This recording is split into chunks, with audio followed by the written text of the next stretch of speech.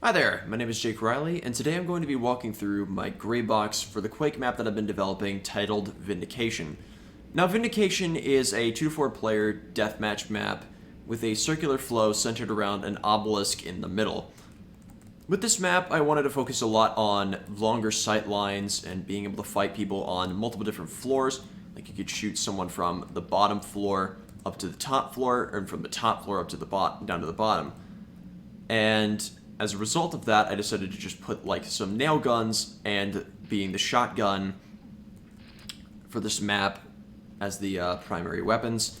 You go around and pick up the nail guns around the bottom. You can also pick them up from the up top. I have two spawns for both of the weapons on the lower floor and on the upper floor.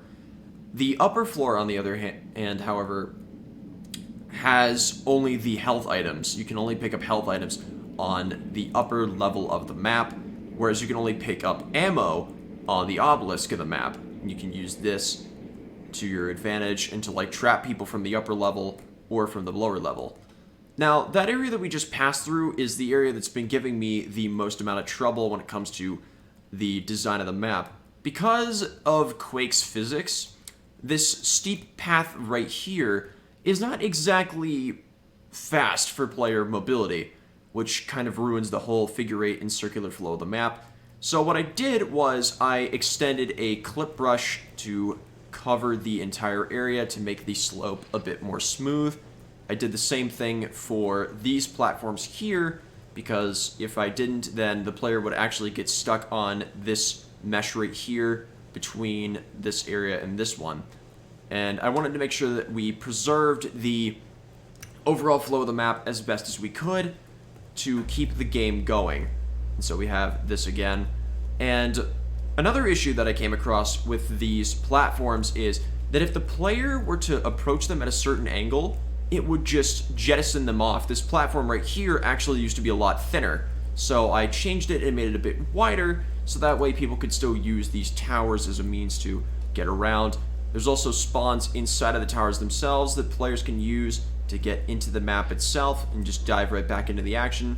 You can kind of do a lot of different paths using these towers to get to and from the bottom and second floor. I have these columns on the bottom floor and the top floor to be some cover for the players if they are being engaged by someone from like all the way over there. They can just do kind of circular motions around the pillars. As for what this is going to be down here, I'm thinking that this is going to be a large lava hazard, so that players need to be a bit more careful if they're in a firefight and they're up here, and if they try to back up, they fall down into the lava pit.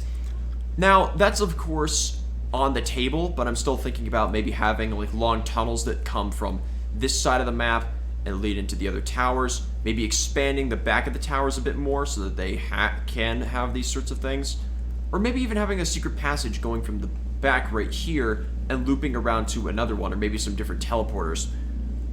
As for the obelisk itself, the landmark of the map, I want to use this as a little pedestal for the power weapon of the map, and I'm thinking that's going to be the rocket launcher. The rocket launcher is going to be up on the top right there with the different platforms leading up to it for the players to go and access it. The player picks up the rocket launcher, they slide down that slope, and then they go back into the action that they were in before. Now, the health items are just on top, as I said, and that's more or less to help guide the player and not keep them on the bottom floor the whole time, because the health items are very important, and if a player runs out of health, they run up here, and they go grab it. There's also these spawns on top of the stairs right here, just to give the players some spawn variety in whether or not, just to ensure that they don't get spawn camped when they are in the process of playing the map.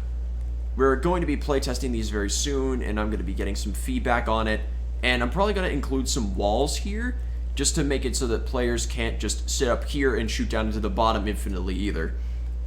Anyway, that'll be it for today. Thank you very much for tuning in. I hope you have a wonderful day.